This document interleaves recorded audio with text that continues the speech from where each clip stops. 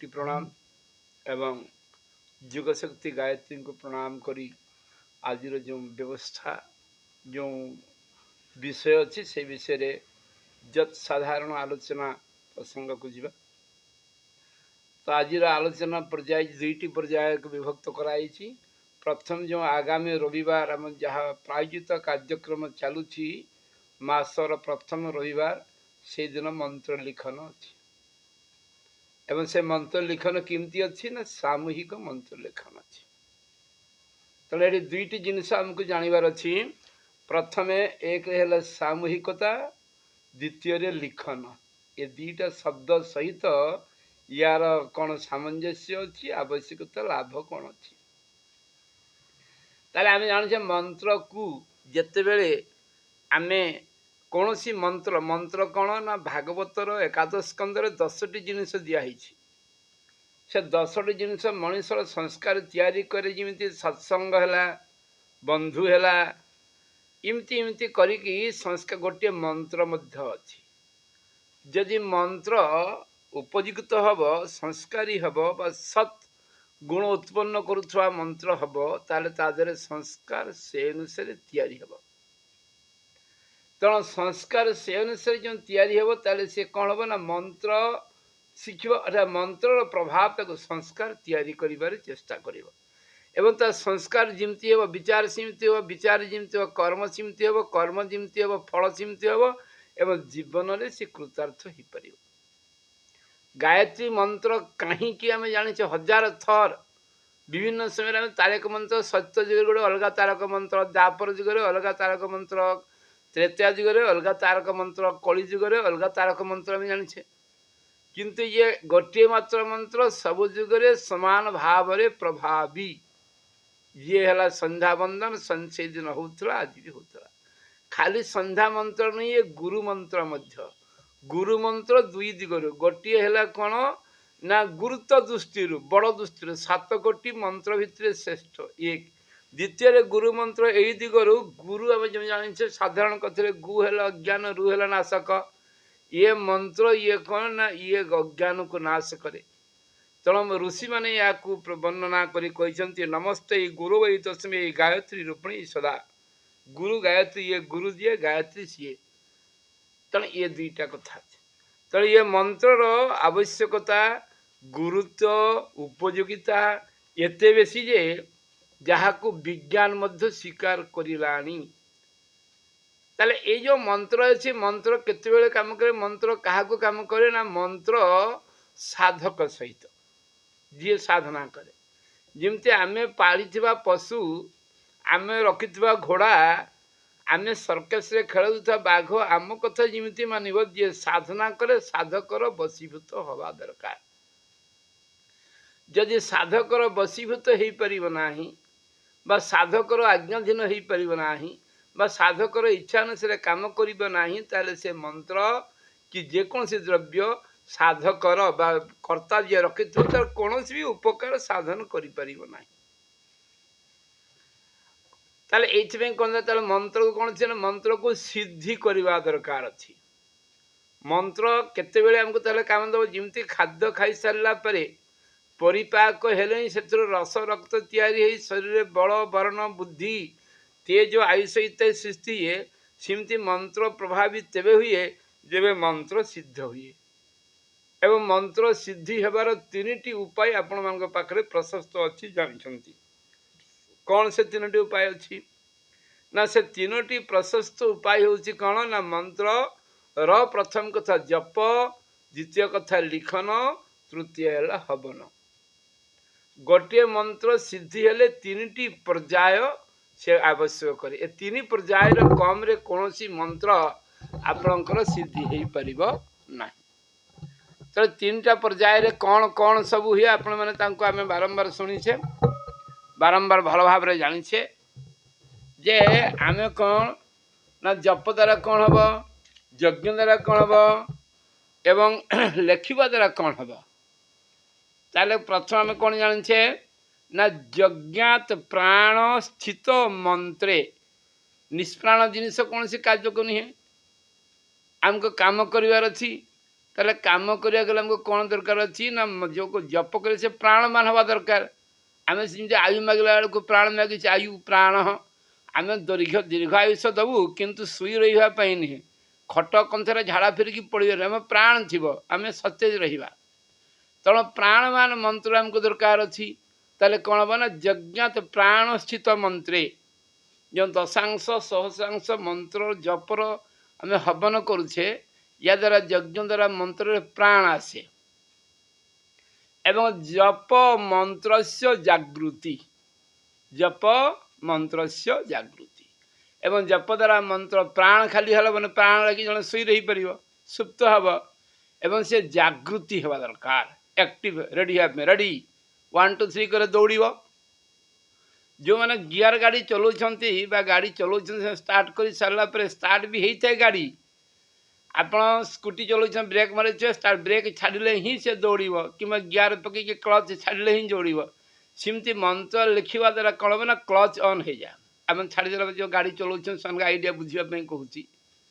ତେଣୁ ଅତି ପ୍ରକାଶବାନ ଶୈବ ମନ୍ତ୍ର ଭବତି ଲେଖନାଥ, ମନ୍ତ୍ର ଲେଖିଦେଲା ମାନେ ଅତ୍ୟନ୍ତ ତେଜିଆନ ହୋଇ ପ୍ରକାଶିତ ହୋଇ କାର୍ଯ୍ୟ ସମ୍ପାଦନ କରେ। ତେଣୁ ଏଇଟା ମାତାଜୀଙ୍କର ଯେ ଜନ୍ମ ଶତବାର୍ଷିକ ଉଦ୍ଦେଶ୍ୟରେ ଯେଉଁ ସଂକଳ୍ପ ଆମେ କରୁଛେ, ଇଏ ବ୍ୟକ୍ତି ଅର୍ଥାତ୍ ସାମୂହିକ ଲାଭ ତ କରିବ, ବ୍ୟକ୍ତିଗତ ଜୀବନରେ ଆମର ଲାଭ ମଧ୍ୟ ହେବ, ଡବଲ ଲାଭ, 2 in 1। ଅର୍ଥାତ୍ ଏକରେ ମାତାଜୀଙ୍କର ପାଇଁ ଏକ ଶ୍ରଦ୍ଧା ସୁମନ, ଏକ ଶ୍ରଦ୍ଧା ପୁଷ୍ପ, ଏକ ଶ୍ରଦ୍ଧାଞ୍ଜଳି ତାଙ୍କ ଚରଣ ତଳେ ସମର୍ପଣ ହେଇଯିବ ତ ଆମର ଏ ସଂକଳ୍ପ ସାଧନା ଦ୍ୱାରା। କାହିଁକି ମାତାଜୀ ଆଉ ଗୁରୁଜୀ ଚାହୁଁଥିଲେ ବିଶ୍ୱ କଲ୍ୟାଣ, ଇଏ ବିଶ୍ୱ କଲ୍ୟାଣ ଦିଗରେ ମନ୍ତ୍ର ବିନିଯୋଗ ହେଇଯିବ ଏବଂ ତାଙ୍କ ପ୍ରତି ଶ୍ରଦ୍ଧାଞ୍ଜଳି ହେଇଯିବ। ଦ୍ୱିତୀୟ କଥା, ସେ ଗୁରୁଦେବ ଲେଖିଛନ୍ତି ଆମେ ଯାହା ପାଇଁ ଯାହା ହାତରେ ମେହେନ୍ଦି ଲଗେଇବା, ରଙ୍ଗ କରିବା ପାଇଁ କାହାରି ହାତରେ ରଙ୍ଗ କରିବା, ଯେତେବେଳେ ମେହେନ୍ଦି ହାତରେ ବାଟୁଛେ ଶିଳରେ, ତା ହାତ ରଙ୍ଗ ହେବା ଆଗରୁ ଆମ ହାତ ଆଗେ ରଙ୍ଗ ହେଇଯାଉଛି। ଅର୍ଥାତ୍ ସେଠି ସିଦ୍ଧି ପ୍ରାପ୍ତ ଆଗରୁ ଆମେ ପ୍ରଥମେ ସିଦ୍ଧି ପ୍ରାପ୍ତ ହେଇଯାଉଛେ। ତେଣୁ ମନ୍ତ୍ର ଯେଉଁ ସିଦ୍ଧି କଥା ଅଛି, ଏ ମନ୍ତ୍ର ସିଦ୍ଧି କ'ଣ ହେବ ନା ଆମେ ଏଇ 3ଟି ପ୍ରକାର ପର୍ଯ୍ୟାୟ ଦେଇଗଲେ ହିଁ ହେବ। ଅର୍ଥାତ୍ ମନ୍ତ୍ର ଜପ, ମନ୍ତ୍ର ଲେଖନ ଏବଂ ମନ୍ତ୍ର ଯଜ୍ଞ ହବନ। ଯେ ପର୍ଯ୍ୟନ୍ତ ଏଇ ମାନେ ପର୍ଯ୍ୟାୟ ଦେଇ ଯାଇନାହିଁ ସେ ପର୍ଯ୍ୟନ୍ତ ଆଉ ଆମର କିଛି ହେଇପାରିବ ନାହିଁ। ତ ଆମକୁ କ'ଣ କରିବାକୁ ପଡ଼ିବ ନା ଏଇ ପର୍ଯ୍ୟାୟ ସବୁ ଦେବା ପାଇଁ ହେଲେ ଆମେ ତ ସବୁ ଅଲଗା କଥା କରୁଛେ। ତାହେଲେ ମନ୍ତ୍ର ଆମେ ଯେ ମନ୍ତ୍ର ଲେଖନ ପ୍ରକ୍ରିୟା ଆମେ କରୁଛେ, ମନ୍ତ୍ର ଲେଖନ ପ୍ରକ୍ରିୟା ଆମେ ସାମୂହିକତାରେ କରୁଛେ। ଏଇଠି ଯେଉଁ ଏଇ ପ୍ଲାଟଫର୍ମରେ ଯେଉଁଠି ଆମେ ସମସ୍ତେ ମିଶି କରୁଛେ, ୟାକୁ ସାମୂହିକ ମାନେ କ'ଣ ସମସ୍ତେ ମିଳିମିଶି କରୁଛେ, ଏଥିରେ ଦୋହର ବେନିଫିଟ୍ ଅଛି। ତେଣୁ ଯେଉଁ ସାମୂହିକତା ଆମକୁ ମିଳୁଛି, ଏଇ ସାମୂହିକତା ଦ୍ୱାରା ଆମକୁ କ'ଣ ହେଉଛି ନା ଅନେକ ଲାଭ ମିଳୁଛି। ତେଣୁ ଆମେ ସମସ୍ତେ ଏଥିରେ କ'ଣ କରିବା ନା ଗୋଟେ ବଡ଼ କଥା, ଭଗବାନଙ୍କର ବହୁତ ସମୟରେ ସୁବିଧା ଥାଏ। କ'ଣ ସୁବିଧା ଥାଏ ନା ଗୀତା ଆମେ ପଢ଼ୁଛେ, ସମସ୍ତେ ଘରେ ଘରେ ଗୀତା ପଢ଼ୁଛେ, ଗୀତା ଦ୍ୱାରା ଆମକୁ ଜ୍ଞାନ ମିଳୁଛି ଏବଂ ଗୀତା ବିଷୟରେ ନୋ ଡାଉଟ୍ ଆପଣମାନେ ସମସ୍ତେ ଆମେ ସମସ୍ତେ କମ୍ ବହୁତ ଜାଣିଛେ। ଏବଂ ସେଇ ଗୀତାର 18 ଅଧ୍ୟାୟରେ ଭଗବାନ କୃଷ୍ଣଙ୍କୁ ଅର୍ଜୁନଙ୍କୁ କହିଲେ, କ'ଣ କହିଲେ ନା ଜୟଂ ପରମଂ ଗୁହ୍ୟଂ ମତ ଭକ୍ତେ ଭ୍ୟା ଅଭିଧାଷ୍ୟତି। ଏଇ ଯେଉଁ ଗୁହ୍ୟ ବା ଗଭୀରତମ ବା ଗୁପ୍ତ ଜ୍ଞାନ ଆଲୋଚନା ଯାହା ହେଲା, ଯଦି କେହି ଜଣେ ସାଧକ ଏହି ତୁମର ମୋର ଗୁପ୍ତ ଜ୍ଞାନର ଆଲୋଚନାକୁ, ବ୍ରହ୍ମ ଜ୍ଞାନର ଆଲୋଚନାକୁ, ତତ୍ତ୍ୱ ଜ୍ଞାନର ଆଲୋଚନାକୁ ଅନ୍ୟ ସାଧକ ପାଖରେ ପହଞ୍ଚାଏ, ଅନ୍ୟ ବ୍ୟକ୍ତି ପାଖରେ ପହଞ୍ଚେଇ ଦିଏ, ତାହେଲେ କ'ଣ ହେବ ନା ସାଧୁରେବ ସମନ୍ତବ୍ୟ। ସାଧୁ ଆଉ କେଉଁଥିରେ ହଉ ନ ହଉ ପଢ଼ିବା ପାଇଁ ସେ ତେବେ ସାଧୁ ହେଇଯିବ ଯେବେ ସିଏ ଅନ୍ୟକୁ ପହଞ୍ଚେଇ ଦେବ। ସେଇ କଥା ଗୁରୁଦେବ ଗାୟତ୍ରୀ ମହାବିଜ୍ଞାନର ପ୍ରଥମରେ ଲେଖିଛନ୍ତି, ଏ ମହାପ୍ରସାଦ ଗାୟତ୍ରୀ ଜପ କରି ଯେଉଁ ଲାଭ ଆମେ ପାଉଛେ, ଯେଉଁ 9 ଲାଭ ମିନିମମ୍ ଆମେ ପାଉଛେ, ଆତ୍ମିକ କ୍ଷେତ୍ରରେ, ବିଚାର କ୍ଷେତ୍ରରେ, ଶରୀର କ୍ଷେତ୍ରରେ, ଏ ଲାଭ ଅନ୍ୟମାନେ ମଧ୍ୟ ପାଆନ୍ତୁ, ସେଇଥିପାଇଁ ଇଏ ମହାପ୍ରସାଦ ମଧ୍ୟ ଅନ୍ୟକୁ ଦିଆଯାଉ। ତେଣୁ ଏଇଟା କଥା ଏଇଥିପାଇଁ ଅଛି କି ଆମେ ଏ ସାମୂହିକତାରେ ନିଜେ ତ ମିଶିବା ଏବଂ ଅନ୍ୟକୁ ସାମିଲ କରାଇବା। ଆମେ ଆଜି ପର୍ଯ୍ୟନ୍ତ ଶୁଣିକି ଚାଲିଯାଉଛୁ, କେହି ଜଣେ ହାତ ଟେକନ୍ତୁ आम जिते से केते परसेंट लोक 2-4 जन छाड़ी अन्य मैंने प्रयास करूनी हाँ जोड़ी तो जीवी आ नहीं ये जोड़ा द्वारा कौन अच्छी ना आप लेखिकी जितके लाभ जोड़ा द्वारा से लाभ आम गोटे ऑनलाइन बेपार सब आजिकल जुगे हो आप तल डाउन चेन जी लाभ कर तार किसी अंश या मिले जमी गुरुदेव को आम गुरु दीक्षा नहीं जाऊे तार 1/10 लाभ आमको मिलूँ आमर किसी 1/10 बा 1% पाप गुरुदेव भोग करुँच समस्ते गायत्री गुरु हो पारे ना जेपर्यंत 24 लक्षर पुरस्कार ना कि शिष्यर पाप को सी हजम करना जिते गोटे गुरु कौन शिष्य को दीक्षा दौरान तार पापर 1% निश्चित नाक बाध्य एवं गुरुजी लाभर 1% मिलवा को बाध्य ये कंपलसरी तेणु यो कथा परंपरा प्रचलित अच्छी जिते आम अन्न को बुझेकी अन्न को यथार्थ बुझे देकी गायत्री मंत्र कहीं या द्वारा लाभ कौन यदि आम बुझेकी लेखनी कहीं लाभ लेखनी सबुठ सहज ना प्रतिबंधक अच्छी ना कौन सी आसन नीति नियम अच्छी जेकोसी एक सरल शिक्षित व्यक्ति ताकू सहजरे निजक माने लेखिपर निजे से मिसे सामिल कर सामूहिकता लाभ पाइब मंत्र लाभ पाइब तेणु यहीटा कौन अच्छी ना गायत्री मंत्र लेखन रे आमको आम जानूचे प्रथम लेखि लेखि आम किसी लाभ नौचे जो मैंने जुड़ुंट लाभ पाँच ठीक अच्छा आउ गोटे अनायास अल्प अल्प परिश्रम जो लाभटा मिल सेटा आम करूना अर्थात आम आउ जन को जोड़ी पारुना गुरुदेव लिखते गोटे माताल गोटे वर्ष में 5टी माताल तैयारी कर दूची दुख और दुर्भाग्यर कथा आम आध्यात्मिक वाला आज एत वर्ष भितर केते जन निजे हाथ में तैयारी करे सामूहिक तो दीक्षा दिखाई किसी 5 खंडीय यज्ञ दिहला बेले 10 खंडीय 24 खंडीय 9 खंडीय दीक्षा बेले किसी यज्ञ माने यज्ञ बेले किसी दीक्षा दिया करे ठीक अच्छे से कुआड़े गले हजिले खोज खबर तो आम पाखे ना तो जहाँ भी हो आमको यही जो प्रक्रिया अच्छी कह कथा आपण मानू बेसी बड़ दोषी मो पाखे सीमित किसी भी ना तो आमको कौन करने ये सामूहिकतार सामिल हवा मंत्र लेखन कार्य को आउ त्वरान्वित करवा एवं ये से पर्यंत चालू रपर्यंत आमर अंतिम प्राणवायु अच्छी तेणु आम समस्ते मंत्र लेखन कार्य को आउ कौन करवा ना आगु को बढ़ापी से दिन निर्दिष्ट समय जाचे निर्दिष्ट तिथि जाचे तारीख जाचे आम या कले निजे कृतार्थ होगा एवं माताजी प्रति श्रद्धांजलि हेब एवं ये गायत्री मंत्रर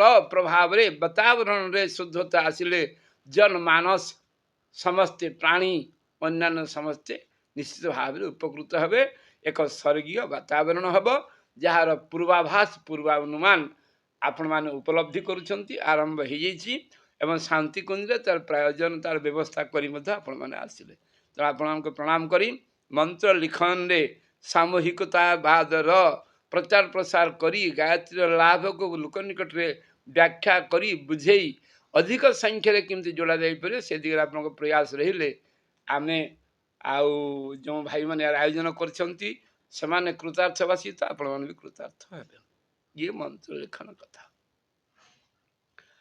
द्वितीय कथा आमर जो चली जो आमर प्रसंग चलुची से प्रसंग हूँ कौन ना प्रसंग हूँ आम सूर्य भाई देले जे आम मझे खापछड़ा न करी आम गोटे प्रकार ज्ञान शिखा एवं गोटे प्रकार ज्ञान जो शिक्षा कौ प्रकार ज्ञान शिखा ना आम ताको कौटू शिखा ना उपनिषद आम जाचे सबुठार संसार रे जदि श्रेष्ठ ज्ञान किसी अच्छी सर्वाधिक श्रेष्ठ ज्ञान तो गायत्री ठीक गायत्री को लगी लगी जो ज्ञानटा अच्छी सेटा हूँ उपनिषदीय ज्ञान एवं गायत्री पृथ्वी रे केते प्रचार प्रसार होती तो आपण मैंने जानते किंतु उपनिषद पृथ्वीर कोणे अनुकोणे समस्त भाव पहुँची एवं यार शाणित यार केते तीक्ष्णता केते ओजन आपण से दिन जानिले जो दिन विवेकानंद जाई जो आमर कौन होता ना जो विश्व धर्म सभा जो होता से कौन कही भाषण तो खाली भौणी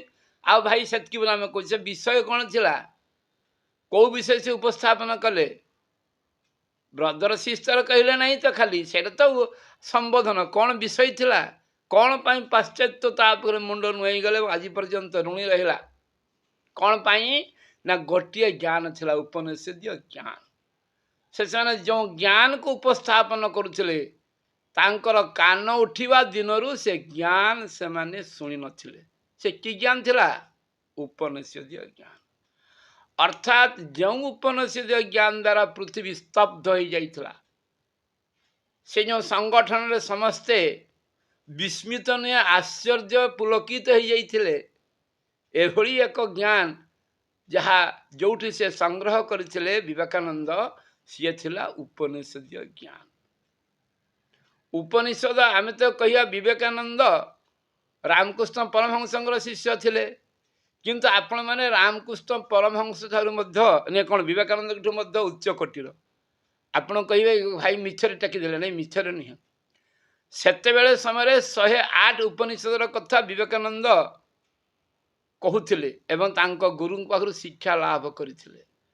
ଆଜି ଆମ ଗୁରୁଙ୍କ ପାଖରେ କ'ଣ ଅଛି? କେତେ ଅଛି? 216 ଉପନିଷଦ ଅଛି। ଇଏ ଗର୍ବ ଆଉ ଗୌରବର କଥା। ଯେମିତି ଗୋଟିଏ ରାଷ୍ଟ୍ର ପାଖରେ ଗୋଟିଏ ଆଟମ୍ ବମ୍ ଆଜିକାଲି ତାର ଗର୍ବ ଗୌରବର କଥା, ସେମିତି ଆମ ଗୁରୁଦେବଙ୍କ ପାଖରେ ବିଶୁଦ୍ଧ ରୂପରେ 216 108 × 2 ଉପନିଷଦ ଅଛି। ଏବଂ ଆପଣମାନେ ଗାୟତ୍ରୀ ଜପ କରୁଛନ୍ତି, ଯେଉଁମାନେ ଗାୟତ୍ରୀ ଜପ କରୁଛନ୍ତି, ଗାୟତ୍ରୀ ମହାବିଜ୍ଞାନର ପଛପଟେ ଗୋଟିଏ ଲାଇନ୍ ଅଛି, ଆପଣ ପଢ଼ିବେ। ଗାୟତ୍ରୀ ମହାବିଜ୍ଞାନ ବହି ଯେଉଁମାନଙ୍କ ପାଖରେ ଅଛି, ସେମାନେ ଯଦି ଖୋଲି ପାରନ୍ତେ ତାହେଲେ ବହୁତ ଭଲ ହୁଅନ୍ତା। ଯେଉଁ ଓଡ଼ିଆ ସଂସ୍କରଣ ଯଦି ଗାୟତ୍ରୀ ମହାବିଜ୍ଞାନ ବହି କାହାରି ପାଖରେ ଅଛି, କେଉଁ ଭଉଣୀ ଭାଇ ପାଖରେ, ସେମାନେ ସେଇଠି ଦେଖିପାରନ୍ତେ 418 ପୃଷ୍ଠାରେ 9 ନମ୍ବର ଲାଇନ୍ ଉପରୁ ତଳ କରିକି 9 ନମ୍ବର ଲାଇନ୍ରେ ଗୋଟିଏ କଥା ଲେଖା ଅଛି। କ'ଣ ଲେଖିଛନ୍ତି ଗୁରୁଦେବ? ସାଧାରଣତଃ ଲୋକେ ଆତ୍ମ ଉନ୍ନତି ପାଇଁ କୌଣସି ଧ୍ୟାନ ଦିଅନ୍ତି ନାହିଁ। ଏ ଗୁରୁଦେବଙ୍କର ହିନ୍ଦୀରୁ ଓଡ଼ିଆ ଅନୁବାଦ। ତାକୁ ଏକ ବୋଝ ବୋଲି ମନେ କରନ୍ତି। ଜପ କରିବା ପରେ ଯୁଦ୍ଧ ଜୟ କଲା ପରି ଅନୁଭବ କରନ୍ତି। ଏ ଗୁରୁଦେବ ଜପ କଲା ପରେ ଯୁଦ୍ଧ ଜୟ କରିବା ପରି ଅନୁଭବ କରନ୍ତି। ମୁଁ ବେଶୀ କଥା କହୁନି।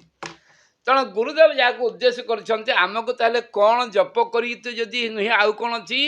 ନା ଜପ ସହିତ ତତ୍ ସମ୍ପର୍କିତ ଅଧିକ ଜ୍ଞାନ ମଧ୍ୟ ଆମକୁ, ଯେଉଁ ତାଙ୍କ ସାହିତ୍ୟରେ କ'ଣ କ'ଣରେ ପରିବ୍ୟାପ୍ତ ହେଇଛି, ପ୍ରତ୍ୟେକ ପୃଷ୍ଠାରେ ଅଛି ଏବଂ ଆର୍ଷ ସାହିତ୍ୟରେ ମଧ୍ୟ ପୂର୍ଣ୍ଣ ଅଛି, ତାକୁ ଜାଣିବା କଥା ଅଛି। ତେଣୁ ଆସନ୍ତୁ ଆମେ ସେଇ ଆଧାରରେ ଯେଉଁ ସୂର୍ଯ୍ୟ ଭାଇ, ଯେଉଁ ରମେଶ ଭାଇ ଇତ୍ୟାଦି ଯୋଜନା କରିଛନ୍ତି କି ଆମେ ସମ୍ପୂର୍ଣ୍ଣ ଭାବରେ ଉପନିଷଦକୁ ଜାଣିବା। ଏବଂ ଆମ ପାଖରେ ସେମିତି ଉପନିଷଦ ଜ୍ଞାତା କେହି ନାହାନ୍ତି, ଗୁରୁଦେବ ଥିଲେ। ତେଣୁ ଆମେମାନେ ଯାହା ଜାଣୁଛେ ପରସ୍ପରକୁ ସହଯୋଗ କରୁ। ଉପନିଷଦ ଜ୍ଞାନ ବହୁତ ଗଭୀର ଜ୍ଞାନ, ତାକୁ ସାଧାରଣ ବର୍ଗର ଲୋକ ହଜମ କରିପାରିବେ ନାହିଁ। ଯଦି ସେତେବେଳେ ତାକୁ ହଜମ କରିଥିଲେ ଜଣେ ବିବେକାନନ୍ଦ ସମଗ୍ର ପୃଥିବୀରେ ତତ୍କାଳୀନ ସମୟରେ, ଏବେ ଥିଲେ ଆମର ଗୁରୁଦେବ ଏବଂ ତାଙ୍କ ଉପରେ କେଉଁ ଶିଷ୍ୟ ବି ଥିବେ ଆମେ ତାଙ୍କୁ ଜାଣିନେ, ସମସ୍ତେ ତାଙ୍କୁ ପ୍ରଣାମ କରିବା। ତେଣୁ ଆମେ ଆସନ୍ତୁ ସେଇଥିପାଇଁ ଏ ସର୍ବଶ୍ରେଷ୍ଠ ଜ୍ଞାନ ଉପନିଷଦୀୟ ଜ୍ଞାନକୁ, ଯେଉଁ ଜ୍ଞାନ ଦ୍ୱାରା ବିଶ୍ୱକୁ ସ୍ତମ୍ଭୀଭୂତ କରିଦେଇଥିଲେ ବିବେକାନନ୍ଦ। ତେଣୁ ସେ ଉପନିଷଦ ଜ୍ଞାନ ଭିତରେ ଈଶାବସ୍ୟ ଉପନିଷଦ କଥା ଆଲୋଚନା ଅଛି ପ୍ରଥମରେ। ଏ ଯେଉଁ 216 ଉପନିଷଦକୁ ହଜମ କରିବା, ତାକୁ ପଢ଼ିବା ବହୁତ କଠିନ କଥା। ଶଙ୍କରାଚାର୍ଯ୍ୟ ଭଗବାନ ଯାଇଥିଲେ, ଶଙ୍କର ସାକ୍ଷାତ ସିଏ ମାତ୍ର 10-11ଟି ଉପନିଷଦର ବ୍ୟାଖ୍ୟା କଲେ। ଏବଂ ସେ 10-11ଟି ଉପନିଷଦ ଭିତରେ ଆପଣଙ୍କର ପ୍ରଥମ ଉପନିଷଦ ବ୍ୟାଖ୍ୟା ତାଙ୍କର ଥିଲା ଈଶାବସ୍ୟ ଉପନିଷଦ। ଏବଂ ଏ ବିଷୟରେ ଆପଣ ଶୁଣିଛନ୍ତି, ଏଇଟା ଯଜୁର୍ବେଦର ଉପନିଷଦ ଏବଂ ଯଜୁର୍ବେଦର 40 ଅଧ୍ୟାୟର 18ଟି ମନ୍ତ୍ର ନେଇ ଇଏ ତିଆରି ହେଇଛି। ଟିକେ ଧ୍ୟାନ ଦେଇ ଭଲସେ ଶୁଣୁଥିବେ। ଇଏ ଉପନିଷଦ କଥା ଅଛି। ଇଏ ଉପନିଷଦ ଶିକ୍ଷା ଗୁରୁଙ୍କ ପାଖରେ ବସି ଶିଷ୍ୟ ଶିକ୍ଷା କରୁଥିଲେ। ଇଏ ପ୍ରସ୍ଥାନତ୍ରୟୀ। ଆପଣଙ୍କର ଇଏ ହେଉଛି ଏ ସଂସାରରୁ ଏଠି ଯିବା ପାଇଁ ରାଜମାର୍ଗ। ଯେମିତି ଯେଉଁମାନଙ୍କର BMW ଅଛି, ଆପଣମାନଙ୍କ ଭିତରେ ସମସ୍ତଙ୍କ ପାଖରେ BMW ଅଛି। ଇଏ BMW, ଇଏ ପୃଥିବୀ ପୃଷ୍ଠରୁ ଅନ୍ତରିକ୍ଷ ନୁହେଁ, ବ୍ରହ୍ମଲୋକ ପର୍ଯ୍ୟନ୍ତ ଯିବା ପାଇଁ ଯେଉଁ ରାଜମାର୍ଗ ତିଆରି ହେବ, ଏଇ ଉପନିଷଦ ହେଉଛି BMW। ତେଣୁ ଆପଣ ସେ BMW ଇଏ ହେଉଛି ଏତେ ଉଚ୍ଚସ୍ତରୀୟ ଜ୍ଞାନ, ତେଣୁ ଏହାକୁ ଭଲ ଭାବରେ ଜାଣିବାର ଅଛି। ଏବଂ ଅତି କମ୍ରେ ଏଇ 11ଟି ଉପନିଷଦ ଯଦି ଆମେ ଗୋଟିଏ ବର୍ଷରେ ଭଲ ଭାବରେ ଆଲୋଚନା କରିବା, ଆମ ଜ୍ଞାନ ପରିସର ଅନୁସାରେ ଆମକୁ କିଛି ଜ୍ଞାନ ମିଳିବ। ତେଣୁ ଏ ମଣିଷ ଜନ୍ମ ଶ୍ରେଷ୍ଠ ଜନ୍ମ ଏଥିପାଇଁ କହିଛି ଅନ୍ୟ ସମସ୍ତ 84 ଲକ୍ଷ ଜୁନିରେ କେଉଁଠି ବ୍ରହ୍ମଜ୍ଞାନ ସାଧନ 5 ଭୌତିକ ଶରୀରରେ ଆମେ ଯେଉଁ ଇନ୍ଦ୍ରିୟ ସୁଖ ଲୋଭ ଜ୍ଞାନେନ୍ଦ୍ରିୟ ଆଖିର କାନର ନାକର ମୂତ୍ରେନ୍ଦ୍ରିୟର ଜିହ୍ୱାନ୍ଦ୍ରିୟର ଆମେ କ'ଣ ଲାଭ ସବୁ ଇନ୍ଦ୍ରିୟ ସବୁ ଜନ୍ମରେ ପାଇ ପାଇ ଆସିଛେ, କିନ୍ତୁ ବ୍ରହ୍ମଜ୍ଞାନର ଲାଭ ଏବେ ଥରେ ହିଁ ମିଳିବ ଏବଂ ଯଦି ଆକୁ ଠିକ୍ ଭାବରେ ମିଳିଯାଏ ଜନ୍ମ କୃତାର୍ଥ ହେଇଯିବ। ତେଣୁ ଆମକୁ ଯେଉଁ ଉପନିଷଦୀୟ ଜ୍ଞାନ ସର୍ବଶ୍ରେଷ୍ଠ ଜ୍ଞାନ ଅଛି ଆମକୁ କୁହାଯାଇଛି, ଆପଣ ଜାଣିଛନ୍ତି ତାବତ ଗର୍ଜନ୍ତି ଶାସ୍ତ୍ରାଣୀ ଜମ୍ବୁକା ବିପିନେ ଯଥା ନ ଗର୍ଜନ୍ତି ମହାଶକ୍ତି ତା ଯାବତ ବେଦାନ୍ତ କେଶରୀ। ଯେମିତି ଶିଆଳ ମାନେ ଜଙ୍ଗଲରେ ହୋକେ ହୋ କରନ୍ତି କେତେବେଳେ ଯେପର୍ଯ୍ୟନ୍ତ ବାଘ ଥିବ ନାହିଁ ସିଂହ ଥିବ ନାହିଁ, ଯେବେ ବାଘ ଆଉ ସିଂହ ଚାଲି ଆସିବେ ସେତେବେଳେ ଶିଆଳ ମାନଙ୍କର ରଡ଼ି ବନ୍ଦ ହେଇଯିବ। ଆଜି ପର୍ଯ୍ୟନ୍ତ ଉପଲବ୍ଧ ଯେତେ ଜ୍ଞାନ ହେଇଛି, ଯେତେ ଅଷ୍ଟାଦଶ ପୁରାଣ, ଯେତେ ରାମାୟଣ, ଯେତେ ମହାଭାରତ ଯେତେ ଯାଇଛି, ଏ ସମସ୍ତର ଇଭିନ୍ ଗୀତାର ମଧ୍ୟ ସାରାଂଶ ହେଉଛି ଉପନିଷଦ। କାହିଁକି ନା ଉପନିଷଦରୁ ନେଇକି ଗୀତା ତିଆରି କରାଯାଇଛି, ଉପନିଷଦରେ ବ୍ରହ୍ମ ସୂତ୍ର ତିଆରି କରା, ଇଏ ହେଉଛି ମୂଳ ପୁଞ୍ଜି। ତେଣୁ ୟାକୁ ଆମେ ଜାଣିବା। ତ ଯାହା ବି ହଉ ଆମେ ବହୁତ କଥା ଶୁଣିଲେ, ଆମେ ଆଜି ଈଶାବସ୍ୟ ଉପନିଷଦ ଆଲୋଚନା କରିବା। ଏଇ ଈଶାବସ୍ୟ ଉପନିଷଦର 18ଟି ଶ୍ଲୋକ ଅଛି। ଗୁରୁଦେବ ଲେଖିଛନ୍ତି, ଗୁରୁଦେବଙ୍କ ଭାଷାରେ ଗୀତାର 18 ଅଧ୍ୟାୟର ସାରାଂଶ ଯେମିତି 18 ସତ୍ସଂକଳ୍ପ ଆମେ ପଢ଼ୁଛେ, ସେମିତି ସେ ଅନୁସାରେ ଏଇ 18ଟି ଶ୍ଲୋକରେ ସମୁଦାୟ 8 ପ୍ରକାର କଥା ଅଛି। ପ୍ରଥମ ମନ୍ତ୍ରରେ ଈଶ୍ୱରଙ୍କର ଆବାସ ଏବଂ ଆମେ ଜୀବନ ସମ୍ପଦର କେମିତି ଉପଯୋଗ କରିବା। ଦ୍ୱିତୀୟ ଶ୍ଲୋକରେ ଆମେ ଦୀର୍ଘ ଆୟୁ କେମିତି ପ୍ରାପ୍ତ କରିବା, ଦୀର୍ଘ ଆୟୁ ପାଇଲେ ଆମେ ବନ୍ଧନ ମୁକ୍ତ ହୋଇ ଈଶ୍ୱରଙ୍କୁ କେମିତି ପ୍ରାର୍ଥନା କରିବା। ଏବଂ ତୃତୀୟ ନମ୍ବର ଶ୍ଲୋକରେ ଅନୁଶାସନ କେମିତି ମାନିବା, ଅନୁଶାସନ ଉଲ୍ଲଙ୍ଘନ କଲେ କ'ଣ ଦୁଷ୍ପରିଣାମ ମିଳିବ। ଏବଂ 4, 5, 8, 6, 7 ନାହିଁ, 4, 5, 8 ମନ୍ତ୍ରରେ ପରମ ବ୍ରହ୍ମଙ୍କର ସ୍ୱରୂପ କ'ଣ ହେଇପାରେ ବର୍ଣ୍ଣନା ହେଇଛି। ଏବଂ 6, 7 ମନ୍ତ୍ରରେ ପରମ ବ୍ରହ୍ମଙ୍କର ଅନୁଭୂତି ହେଲେ ଲକ୍ଷଣ କ'ଣ ଆସିବ। ଏବଂ 9, 14 ମନ୍ତ୍ରରେ ବିଦ୍ୟା ଓ ଅବିଦ୍ୟା ଭିତରେ ତୁଳନା କରାଯାଇଛି। 15, 16 ମନ୍ତ୍ରରେ ପରମାତ୍ମାଙ୍କୁ ବୋଧ କରିବାର ପ୍ରାର୍ଥନା ବା ପରମାତ୍ମାଙ୍କୁ ବୋଧ କରିବା ପରେ ମନସ୍ଥିତି କ'ଣ ହେବ। ଏବଂ ଅଷ୍ଟମ ବା 8 ପର୍ଯ୍ୟାୟରେ 17, 18 ଶ୍ଲୋକରେ ଆପଣମାନେ ଜାଣିବେ ଶରୀରର ନଶ୍ୱରତା ବୋଧ ଏବଂ ଅଗ୍ନିଦେବଙ୍କ ଠାରୁ ଶ୍ରେଷ୍ଠ ମାର୍ଗର ପ୍ରାର୍ଥନା। କିନ୍ତୁ ସୌଭାଗ୍ୟର କଥା ଆପଣମାନେ ସମସ୍ତେ ଏଇ ମନ୍ତ୍ରଟି ଜାଣିଛନ୍ତି। ଅଗ୍ନି ଲାଷ୍ଟ ମନ୍ତ୍ରଟା ଆପଣମାନେ ସମସ୍ତେ ଜାଣିଛନ୍ତି। କ'ଣ ଜାଣିଛନ୍ତି ନା ଯେତେବେଳେ ଆମେ ଦୀପ ଯଜ୍ଞ କରୁଛେ, ଅଗ୍ନି ସ୍ଥାପନ କରୁଛେ, ଏଠି ସିନା ଆପଣ ଉଦ୍ବୁଦ୍ଧ ସାଙ୍ଗରେ ଏଠି ଆପଣ ଯଜ୍ଞରେ କୁଣ୍ଡରେ କଲେ, ଏଠି କ'ଣ ଦିଆଯାଇଛି, ସେଇ ଅଗ୍ନେ ନୟ ସୁପଥରାଏ ଅସ୍ମାନି ବିଶ୍ୱାନି ଦେବ ବୟୁନାନି ବିଦ୍ୱାନ୍ ଜୁୟ ବା ଯୁଯଧ୍ୟସ୍ମ ଜୁହୁରାଣ ମେନ ଭୂଇଷ୍ଠାଂ ତେ ନମ ଉକ୍ତି ବିଧେମ। এই যে মন্ত্র, হে অগ্নিদেবতা, হে যজ্ঞরূপ প্রভু, ଆମକୁ ଶ୍ରେଷ୍ଠ ମାର୍ଗରେ ଐଶ୍ୱର୍ଯ୍ୟ ଆଡ଼କୁ ନେଇଯାଆନ୍ତୁ। ମଣିଷ କେତେ ଚାଲାକ ଦେଖିଛନ୍ତି। ଆମେ ପୃଥିବୀରେ ତ ଘର ଦ୍ୱାର ବାଡ଼ି ଗୋଠା ସବୁ କରିଥିଲେ, ଯମଦେବତା ଆମକୁ ହିସାବ ମାଗିବେ କି ନାହିଁ ଜଣା ନାହିଁ, ଯେ କେତେଟା ପ୍ଲଟ୍ କିଣିଥିଲୁ, କେତେ ମହଲା ବିଲ୍ଡିଂ। କିନ୍ତୁ ତେବେ ବି ସେଇ କଥା ବେଦରେ ବି ପ୍ରାର୍ଥନା କରାହେଇଛି ଯେ ଆମକୁ କ'ଣ ନା ଶ୍ରେଷ୍ଠ ମାର୍ଗରେ ଏବଂ ଐଶ୍ୱର୍ଯ୍ୟ ଆଡ଼କୁ ନେଇ ଚାଲନ୍ତୁ। ହେ ବିଶ୍ୱର ଅଧିଷ୍ଠାତା ଦେବ, ଆପଣ କର୍ମ ମାର୍ଗର ଶ୍ରେଷ୍ଠ ଜ୍ଞାତା, କ'ଣ କଲେ କ'ଣ କ'ଣ ମିଳେ, ଏ ମନ୍ତ୍ରର ଅର୍ଥ। ତେଣୁ ଆମକୁ ଗୋଟିଏ କାମ କରନ୍ତୁ। ଗୁରୁଦେବ ଲେଖିଛନ୍ତି ପାପର 3ଟା ପରିଣତି ଅଛି। ପାପ ଦ୍ୱାରା ଦୁଃଖ ହେବ, ପତନ ହେବ, ପରାଭବ ହେବ। ନାଇଁ, ଆମକୁ କୁଟିଳ ପାପ କର୍ମରୁ ବଞ୍ଚାନ୍ତୁ। ଆମେ ସେ ଯେତେବେଳେ ଅଗ୍ନି ଦେବତା ସ୍ଥାପନ ହେଇଯାଇଛନ୍ତି ପ୍ରାର୍ଥନା କରୁନେ, ଯେମିତି ଅଗ୍ନି से पावन बना दे हे देव सविता। हम क्या मांगते हैं भगवान को? कुछ नहीं प्रभु, कुछ नहीं चाहिए। कौन सी चीज चाहिए? हमें पावन बना दे, और उसी में सब है। अगर हम पावन बन जाएंगे सारे का चीज सारे चीज मिल जाएगा। केते चालाक ऋषि माने। ताले पुनः तुमांग तत् सवितुर्वरेण्यम। तो सही कथा आमको कौन करंतु, भूइष्ठांते नम उक्ति विधेम। आम तुमको प्रणाम करुचे, आमको कौन करे, केते थर ना नम उक्ति विधेम, बारंबार प्रणाम करुचे। नम स्तमस्तात् नम पुरस्तात् जमी कहे ना वायु जमग्नि वरुण शशांक गीतार जमी कहते तेणु यही कथा अच्छी तो ये यजुर्वेद कथा अच्छी आम प्रथम श्लोक अंतिम श्लोक आपने जानी बोले या कहूँ आउ भी जानी तेणु यही कथा आम कहचे जे प्रथम मंत्र श्लोक जहाँ अच्छी से अनुसार गुरुदेव कथा कहूँ बहुत बड़ बड़ भाष्य अच्छी गोटे उपन्यास जानापी अनेक दिन लगे तो या आम जमी जापर से कथा आम आप जानते आलोचना करवा जे ईशावास्यम इदं सर्वं जत किंचित जगत्या जगत तेन चक्तेन भुंजिता माँ ग्रुद कौशित ध्यानम गुरुदेव लिखिंट जे ये सृष्टि रे जहाँ भी अच्छी जड़ अच्छी चेतन अच्छी आप जानते सृष्टि केमती तैयारी है सृष्टि दुईटा पदार्थ अच्छी गोटे जड़ पदार्थ गोटे चेतन पदार्थ यही उपनिषद ज्ञान रे जो ब्रह्मसूत्र तैयारी व्यास लिखिले दुईटा कारण गोटे निमित्त कारण गोटे उपादान कारण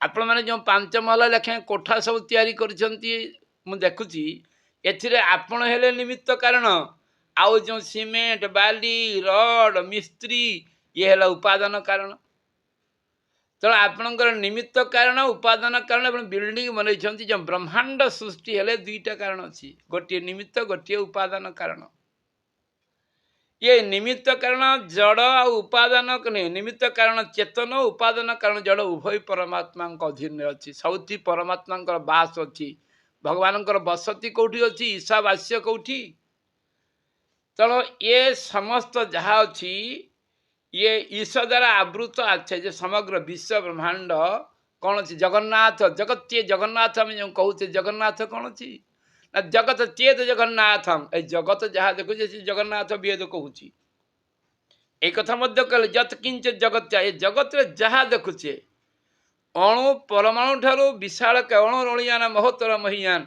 सबुठ सी अच्छे वासुदेव बासे बासे बसती इति वासुदेव आम कह वासुदेव कहीं पूरा तो गायत्री दीक्षा नहीं आम गायत्री वैष्णवी शक्ति गायत्री हूँ कौ शक्ति वैष्णवी शक्ति जो आप संध्या उपासना कर क्या ब्रह्मा को ब्रह्माणी आउ दीपरे रुद्राणी आउ संध्या बेले वैष्णवी ध्यान कर गायत्री कौन अच्छी ना गायत्री ब्राह्मण शक्ति आम कह ना आम से उपासना करूँ कौन उपासना करुचे आम प्रज्ञा अवतार करुचे 10 कल्कि अवतार प्रज्ञा अवतार 10 अवतार से आद्य मध्य च प्रांते च हरि सर्वत्र गीयते तेणु आम कौन जानले ताले ये समस्त विश्व ब्रह्मांड रे कौन अच्छी ना भगवान अधिकार अच्छी जो भगवान तेन त्यक्तेन भुंजी था ये संसार आम कौन अच्छी ना ऐश्वर्य कथा मृत्यु बेले कहे जन्म दरकार अच्छी तेणु ये आम जिते दिन अच्छे संसार थी जिते दिन आनंद करूँ मान ये संसार जिते दिन था जमी चंडालिनी को बर देदेले जिते दिन दी थो ऐश्वर्य भोगबू अंत काले जाई विष्णु पंजरे पशु माँ लक्ष्मी बर दे चंडालिनी को तेणु जिते दिन भुंजी थी ऐश्वर्य भुंजा ऐश्वर्य आराम से किसी असुविधा नहीं ताले ये ऐश्वर्य भोग आम करवा तेन किंतु से कौन ना गीतार आपने जानते गोटे कथा आपण मान कहली इंद्रियाणी इंद्रियार्थभ्य तस्य प्रज्ञा प्रतिष्ठिता आखि आखि आखिर आनंद भोग करेंगे कान कान जिहा जिहा किंतु कौन पाई ना तेन त्यक्तेन से भोग प्रति मोह रहा ताको त्याग सहित भोग मिलुची भल न मिलुची भल न मिले करे उपवास मिलले खाऊे 6 तुण 9 बजा नहीं तो नहीं तेन त्यक्तेन भुंजिता माँ गृद्र कस्यचित धन पचारे धन संसार कहार ये धन कहारी नुहे से ओडिया कवि लिखी सुख बोली जहाँ जन नेत्रे से हाथे आसे हाथ खसवा से वस्तु नुहति अटई से धूम अन्य नाम तर आकाश कुसुम तेणु गोटे कथा से गुरुदेव लक्ष्मण को बुझेले ऋषि लिखी जे संसार जिते दिन थी आनंद रहा एवं जीवन संपदर उपभोग करवा जीवन संपद जीवन एवं द्वितीय मंत्र में दीर्घायुष एवं बंधन मुक्ति केमती लगा द्वितीय मंत्र से लिखाई कुर्वन्नेवह कर्माणि जी विषे शतांगम समा एवं तोयि नान्य थेति अस्ति न कर्म लिप्यते नरे ये श्लोक अच्छी बही आप खोलिक पढ़िए लिखाई ए समस्त देखुचे समस्त जगत आम देखिले जगत चेदं जगन्नाथ ए जगन्नाथ कहले किछि ने समस्त जगत किंतु ए जगत देखिले जग ईश्वरंकर अनुशासन ने अछि गुरुदेवंकर भाष्य एटा ईश्वर में अनुशासित इस जगत में ए ईश्वरंकर अनुशासित जगत में अति कम रे 100 वर्ष बंचिबा निश्चित आम केते कामना गुरुदेव कहले केते कामना मरिया को व्याग्र कहीं बही जो मैंने पढ़ी पढ़ंतु ना कि आणतु तेना आम केते मिनिमम 120 कामना करिया ने गुरुदेव कहले 100 एवं 100 वर्ष भितर कौन करवा ना भद्रं कर्णे भी शुणियाम देवा आम 100 वर्ष भितर कौन करवा ना इमिति अनुशासित रहिबा एवं भगवानंकर मार्गदर्शन रे कौन तत् सवितुर्वरेण्यम जहाद्वारा सविता को वर्ण कर से ही मार्ग में अग्रसर हवा जहाँ विश्वर अत्यंत परम कल्याणकारी धियो यो न प्रचोदयात आमको से आम धीरे से प्रेरणा रहू आम सविता को वर्ण करने दिगरे अग्रसर अर्थात जिते दिन बंची सत्कर्म करवा गुरुदेव गोटे स्पेशल गोटे लाइन लिखिदेले ये ऋषियों ने जीवन का ऐसे अनुशासन बतलाए हैं जिनका अनुपालन करके मनुष्य लंबी आयु भी पा सकता है और कर्म बंधन से मुक्त भी हो सकता है समय संक्षिप्त तो सर ना तेज बुझा ठीक से जे आम गायत्री और गीता में सब देखुचे गोटे कथा गीता और गायत्री जानिता ब्रह्म गायत्री शैव गीता सुनिश्चिता गीता जहाँ अच्छी गायत्री से अच्छी किंतु गायत्री होची गीतार गायत्री तो ततोधिक मु कहू ना ऋषि मैंने कहते गायत्री ताठारु अधिक गायत्री गीतार निष्काम कर्म जोग अच्छी गायत्री आश्वासना देती खाली निष्काम नहीं सकाम कर्म भी कर सकाम कर्म जो कर गुरुदेव भाष्य कर लिखिले मनुष्यर कामना नथिले आम कहीं शुणुचे ये ऑनलाइन जोड़े कौन लाभ हम आमर गोटे कामना अच्छी हुए तो सांसारिक नहेले पारलौकिक कामना अच्छी गुरुदेव कहले कहारी कामना नथिबा लोक पृथ्वी नहांती सन्यासी हुए तो संसार कामना नहीं तार कौ कामना अच्छी तार परलोक कामना अच्छी मोक्ष मुक्ति ये कामना अच्छी ठीक सेमती जदि आम भगवान नीति नियम मानिक चलिए अनुशासन रहिबा जो अनुशासन गुरुदेव में तैयारी करिसंती ये नवजुगर जो संविधान अच्छी ताकू मानि चलिबा ताले खाली लंबा आयुष सहित सुख मध्य मिलिबा जदि आम मानिबा नहीं ताले कौन हम से लिखाई असुर्या नाम ते लूका अंधेन तमसावृता तांस्ते प्रत्याभिगछन्ति जे के चात्महनु जना जो माने आत्महत्या करते आत्महत्या ने दौड़ी देवा विष खाइबा नुहे आत्मिक कल्याण मार्ग करती ना केवे सकाଳେ खाली चिंता करे मोर एई मासरे केते इनकम है केवे दिने चिंता करने एई मासरे केते पुण्य है गुरुदेव लिखले लोक मैंने समस्ते जिते भक्त अच्छा गेरुआ पिंछे आम लोक को संतुष्ट करने समस्ते लगुचे आम केवे भगवान को संतुष्ट करने लगुना गुरुदेव मन दुख प्रकाश कले कहले कहीं ना जेटा कले लोक मैंने बाहा करेंगे सहीटा करुँच जोटा कले भगवान संतुष्ट ही बाहा करेंगे कहले मत संतुष्ट करने कहीं करूना भगवान कहले तेणु आम जिते पर्यंत लोक को संतुष्ट कौन कले बिल्डिंग कले लोक मत भल कहे भल पोशाक पिंधिले भल खाइले जदि टिके माने कौन कौन से मुझे शब्द ना अवश्य टे दादागिरी भी भर थी डरवे ना ना इमती थी ताले लोक को गुरुदेव कहले समस्त संसार में गोटे आड़े दौड़ुंट परिवार लोक प्रवर्तन दौरान प्रचोदना सी अच्छी प्रेरणा कौन अच्छी ना इमती भल संसार में दबदबा रखो आ भगवान को भूली जाओ कि ना सियाड़े कौन मिल से धूप दीपर तेना लिखाई ये अनुशासन को उल्लंघन कले लोग असूय असुर्य केवल शरीर एवं इंद्रियों का शक्ति पर निर्भर सदविवेक की उपेक्षा करने वाला जो मैंने शरीर को आउ शरीर सुख देवाई शरीर को किमती घर द्वार एसी विवेक सम्मत काम करूना एमने कौन हम ना जीवन चली कौन हम पलाइते पथ ना जमा छे पीछे जीवन भर गहन अंधकार से घिरे रहते हैं ତାହେଲେ କ'ଣ ହେବ ନା ଆମେ ଏତେ କ'ଣ ନା ଆତ୍ମା ଆମର ଗହନ ଅନ୍ଧକାର ଭିତରେ ରହିଛି। ଆମେ ଖାଲି ସୁଖ ଶରୀର ସୁଖ ଦିନେ ଆତ୍ମା ଅଛି ବୋଲି ଚିନ୍ତା କଲେଣି। ମୁଁ ଆତ୍ମା କି ପଚାରିଲେ ମୋର ଆତ୍ମା କାହିଁ, ମୁଁ ତ ମୁଁ ନିଜେ ଆଇ ଏମ୍ ଦି ମାଲିକ। ତ ଏ ଆତ୍ମଚେତନାକୁ ଯେତେବେଳେ ଅନ୍ଧକାର ରଖିଛନ୍ତି, ଯେତେବେଳେ ଶରୀର ପାତ ହେଇଯିବ, କାନ୍ଦି କୁନ୍ଥେଇକି ଯିବ, ସମସ୍ତେ ମଶାଣି ପର୍ଯ୍ୟନ୍ତ ଯିବେ, ମଶାଣିରେ ମାଟି ଢେଲା ପରି ଫିଙ୍ଗି ଦେଇ ଆସିବେ, କାଠ ଭଳିଆ ଫିଙ୍ଗି ଦେଇ ପୋତି ଦେଇ ପୋଡ଼ି ଦେଇ ଆଇବେ। ଯିଏ ଯାହା ରାସ୍ତାରେ ଚାଲିବେ, ଶୁଦ୍ଧିକ୍ରିୟାରେ କେମିତି କେତେ କ'ଣ ହେଇପାରିବ, ଆରେଞ୍ଜମେଣ୍ଟ ଡେକୋରେସନ୍ କିଏ କରିବ, ରନ୍ଧେଇ ରୋଷେଇବାସ କିଏ କରିବ, ସେଇଥିରେ ଜୋର ଧ୍ୟାନ ଦିଆଯିବ। ନନା ଆସିଲେ ପୂଜା କରୁଛି କରୁ ନ କରୁ, ତା ପୁଅ ତ ବସି କ'ଣ ଶ୍ରାଦ୍ଧ ଦେଲେ ଦେବ, ନହେଲେ ନାହିଁ। ତ ଏଇ ଯେଉଁ ଜିନିଷ କଥା ଅଛି, ଯେପର୍ଯ୍ୟନ୍ତ ଆତ୍ମଜ୍ଞାନକୁ ଉପାର୍ଜନ କରାଇ ନିଜ ନିଜର ମୋକ୍ଷ ମୁକ୍ତି କରାଯାଏ ନାହିଁ, ସେ ପର୍ଯ୍ୟନ୍ତ କ'ଣ ହେବ ନା ସିଏ କ'ଣ କରିବ ନା ଆଉ ଅନ୍ଧକାରକୁ ଚାଲିଯିବ।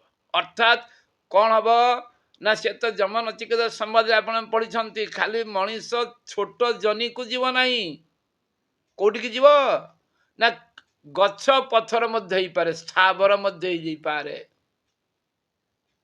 ସେଠି ବାପା ନାହିଁ, ମା ନାହିଁ, ଭାଇ ନାହିଁ, ବନ୍ଧୁ ନାହିଁ, କେହି ନାହିଁ, ଜଣେ ଖାଲି ଥିବ, ସେ ହେଉଛି ଧର୍ମ। ତେଣୁ ଜୀବନରେ ପ୍ରତ୍ୟେକ ଦିନ ସକାଳେ ଶୋଇ ଉଠି ପ୍ରତ୍ୟେକ ମାସ ବା ଡାଏରୀ ମେଣ୍ଟ ଆଜି ମୁଁ କେତେ ଧର୍ମ କରିଛି। ତେଣୁ ଆଜିରୁ ଉଣା ହେଉଛି ଦିନୁ ଦିନୁ ଆୟୁଷ। ତେଣୁ ଉଦ୍ଧାର ହେବୁ ଯେବେ ଭବସାଗରୁ ଉପାୟ କରି ଭଜ ଏବେ ଶ୍ରୀଗୁରୁ ଦିଆହେଇଛି, ଆମକୁ ସତ୍କର୍ମ କରିବାକୁ ପଡ଼ିବ। ହଁ, ଏ ଗୋଟିଏ କଥା ଅଛି, ଆମେ ଯେଉଁ ଯେତେବେଳେ ଗାୟତ୍ରୀ ଉପାସନା ଯେଉଁମାନେ କରୁଛନ୍ତି, ଭଗବାନଙ୍କର ଆଶ୍ୱାସନା ଅଛି 6 ଅଧ୍ୟାୟରେ ଆପଣ ପଢ଼ୁଛନ୍ତି। ଅର୍ଜୁନ କହିଲା ମୋତେ ତ ଯୁଦ୍ଧ ବେଳେ ଗୀତା କହିଲେ, ନା ମୁଁ ଯୁଗ ସାଧନ କରିପାରିଲି ନା କ'ଣ, ମୁଁ ତ କିଛି ନାହିଁ, ଏ ଜ୍ଞାନ ଗୟୋ କାନରେ ଆସି ବାଜିକି ପଳେଇଲା, ହୃଦୟ ଉପରେ ପହଞ୍ଚିଲା ନାହିଁ, ଯେମିତି ଅନ୍ୟ ମନ୍ତ୍ର ହୁଏ।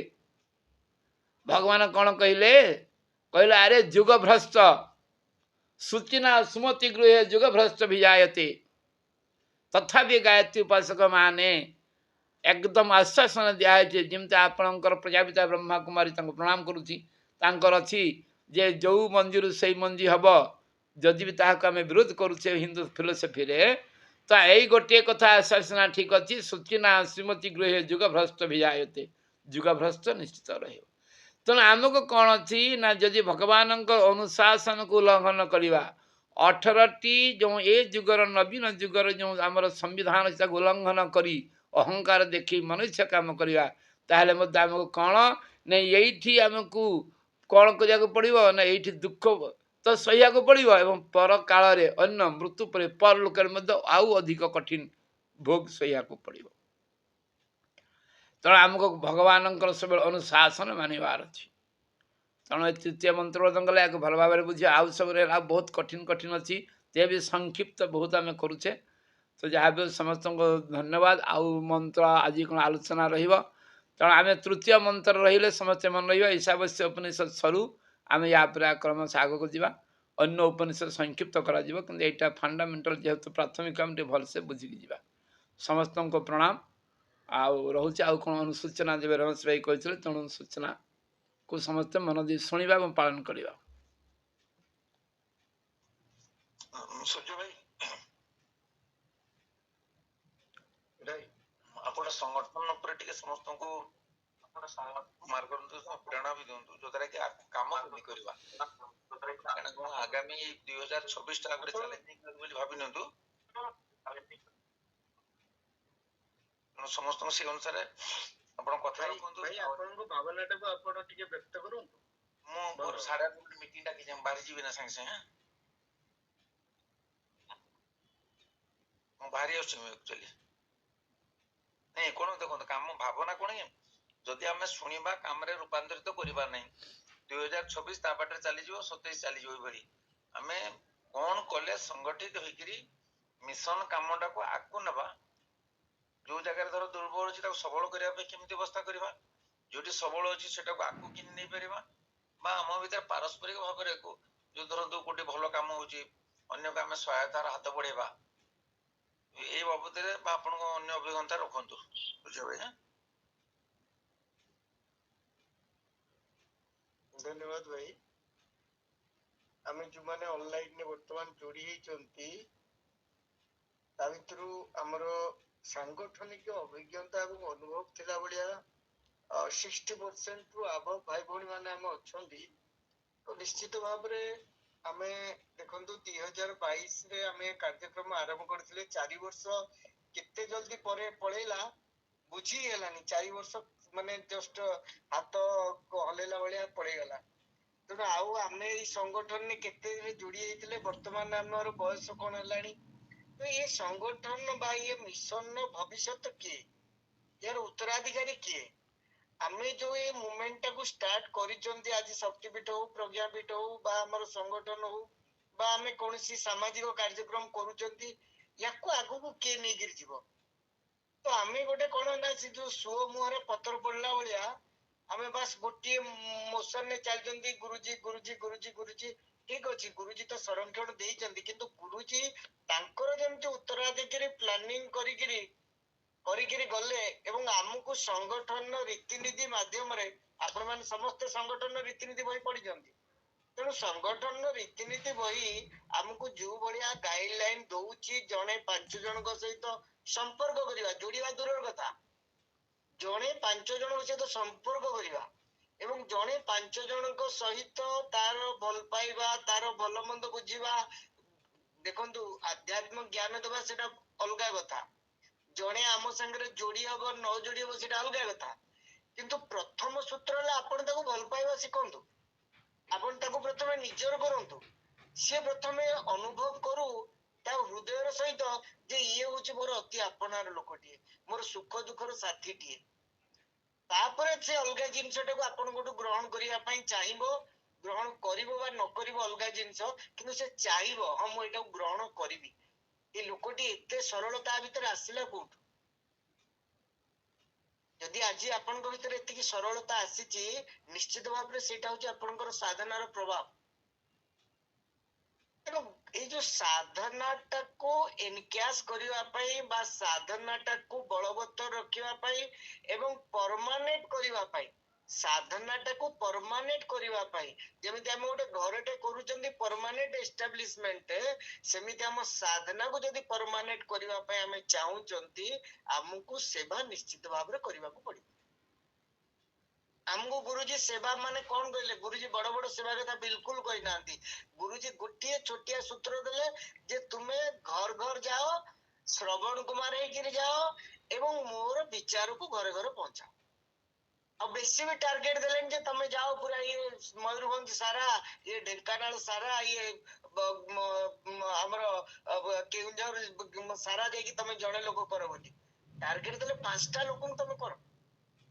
ଆଜି ଯଦି ସେଇ ଛୋଟିଆ ପ୍ରଶ୍ନଟି ଆମେ ନିଜକୁ ନିଜେ ପଚାରନ୍ତି ଯେ ମୋ ମିଶନରେ ମୁଁ ଆସିବା ଦିନଠୁ 5ଟା ଲୋକକୁ ମୁଁ ମିଶନ ସହିତ ଯୋଡି ପାରିଲି କି, ତାହେଲେ ବୋଧେ ମାନେ ମୁଁ ଆଶା କରୁଛି ମୋ ସାଇଡରୁ ବୋଧେ 60% ଲୋକ ନା କହିବେ, 20% ଲୋକ ପ୍ରୟାସ କରିଛନ୍ତି ବୋଲି କହିବେ।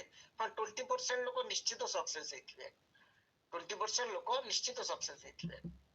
ତାହେଲେ ଏଇ ଯୋଉ ପ୍ରଶ୍ନଟିର ଉତ୍ତର ଆମେ ନିଜକୁ ନିଜେ ପଚାରି, ଯୋଉ 2024ର ଶଙ୍ଖନାଦ ଆଜି ସମସ୍ତିଙ୍କି ଦୋହଲେଇ ଦେଇଛି, ବା ଏଇ 2024ର ଏଇ ଯୋଉ ମାତାଜୀଙ୍କର ଜନ୍ମ ଶତାବ୍ଦୀ ସମାରୋହର ସଂକଳ୍ପ ଯାତ୍ରାର ପ୍ରାରମ୍ଭ ବୋଲି ଶଙ୍ଖନାଦ କରାଗଲା, ମାନେ ଏଇଟା ପ୍ରାରମ୍ଭ ଶଙ୍ଖନାଦ କରାଗଲା।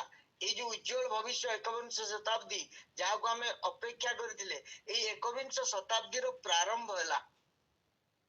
ଉଜ୍ଜଳ ଭବିଷ୍ୟତ କେବଳ ଯୁଗ ପାଇଁ ନୁହେଁ, ଆମ ମାନଙ୍କ ପାଇଁ ମଧ୍ୟ ଗୋଟେ ଉଜ୍ଜଳ ଭବିଷ୍ୟତ ନେଇକିରି ଆସିছে। ନିଶ୍ଚିତ ଆମ ମାନଙ୍କର ଜୀବନରେ ବହୁତ ଗୁଡିଏ ପରିବର୍ତ୍ତନ ଆମେ ଦେଖିବା। ତେଣୁ ଏ ପରିବର୍ତ୍ତନ ବେଳାରେ ଆମେ ନିଜକୁ ନିଜେ ଯଦି ଏଇ ଯୋଉ ଅମୃତ ବେଳା ବୋଲି ୟାକୁ କୁହାଯାଏ, ଯଦି ଆମେ ଆମ ହାତରୁ ଏଇ ସୁନ୍ଦର ସୁନେହେରି ମୌକାକୁ ଛାଡିବା, ତାହେଲେ ବୋଧେ ଜୀବନ ସାରା ଆମକୁ ପଶ୍ଚାତାପ କରିବାକୁ ପଡିବ। ଆଉ ଇଏ ସମୟ ସମସ୍ତଙ୍କ ଭାଗ୍ୟରେ ଆସେନି। ଆମେ ଯୋଉମାନେ ଆଜି ବହୁତ ଏଇ ଆମର ଗାୟତ୍ରୀ ପରିବାର ପାଇଁ ଯୋଉମାନଙ୍କର ଅବଦାନ ବହୁତ ଥିଲା, ଯୋଉମାନେ ମାନେ ପାଦରୁ ଚାଲି ଚାଲି ଆରମ୍ଭ କରିକିରି ତାଙ୍କର ପଇସା ପତ୍ର ସବୁ ଦେଇକିରି ଆଜି ଯୋଉ ଆମେ ମାନେ ଆସିଛନ୍ତି, ଯୋଉମାନେ ଆମର ମାର୍ଗଦର୍ଶକ ବୋଲି ଆମେ କହିବା, ବା ଯୋଉମାନଙ୍କ ପ୍ରେରଣାରେ ଆମେ ଆଜି ଏତିକି ବାଟ ଆସିଛନ୍ତି, ନିଶ୍ଚିତ ସେଇଭଳିଆ ଅନେକ ଗୁଡିଏ ବରିଷ୍ଠ ଭାଇ ଭଉଣୀ ଆଜି ଆମ ସାଙ୍ଗରେ ନାହାନ୍ତି। କିନ୍ତୁ ଆମେ ମାନେ ଭାଗ୍ୟବାନ, ଏଇ ଅମୃତ ବେଳାରେ କମ ସେ କମ ଆମେ ସେତିକି ଅନୁଭବ କରିବା ପାଇଁ ଉପଲବ୍ଧି କରିବା ପାଇଁ ଏବଂ କିଛି ସାଇତି ରଖିବା ପାଇଁ ସାଙ୍ଗରେ ନେଇଯିବା ପାଇଁ ଗୋଟେ ଆମକୁ ସୁବର୍ଣ୍ଣ ସୁଯୋଗ ମିଳିଛି।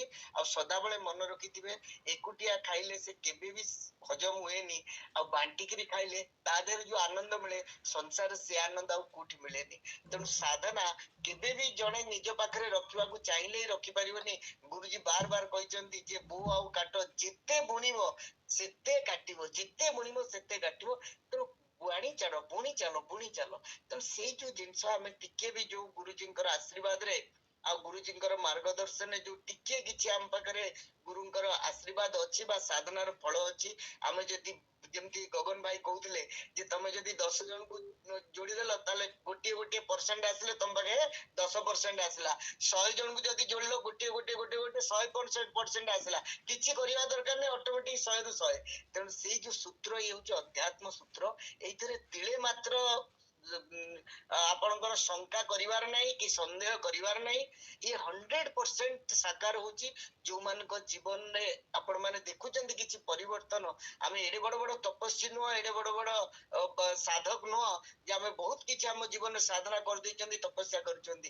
ବାସ୍ ଏତିକି କରିଛନ୍ତି। ନିଶ୍ଚିତ ଭାବରେ ଗୁରୁଜୀଙ୍କର ମାର୍ଗଦର୍ଶନରେ ସଂରକ୍ଷଣରେ ଟିକେ ଟିକେ ଯୋଉ ସେବାର ମନୋବୃତ୍ତି ନେଇ ଆମେ ଯୋଉ ଟିକେ ଯାହା ବି ହଉ ମାନେ ପିମ୍ପୁଡି ଭଳିଆ ହଉ ବା ଗିଲୋରି ଭଳିଆ ହଉ, ଯୋଉ ଟିକେ ଆମେ ଆଜି ମିଶନ ପାଇଁ ସମର୍ପିତ ହିସାବରେ ଯୋଉ କାମ କରିଛନ୍ତି ତାର ଯଥେଷ୍ଟ ଗୁଣରେ ଆମକୁ ତାର ଫାଇଦା ମିଳିଛି, ରିଟର୍ନ ମିଳିଛି। ତେଣୁ ସମସ୍ତଙ୍କୁ ଅନୁରୋଧ କରିବା ଆମେ ସଂଗଠନକୁ ସଶକ୍ତ କରିବା।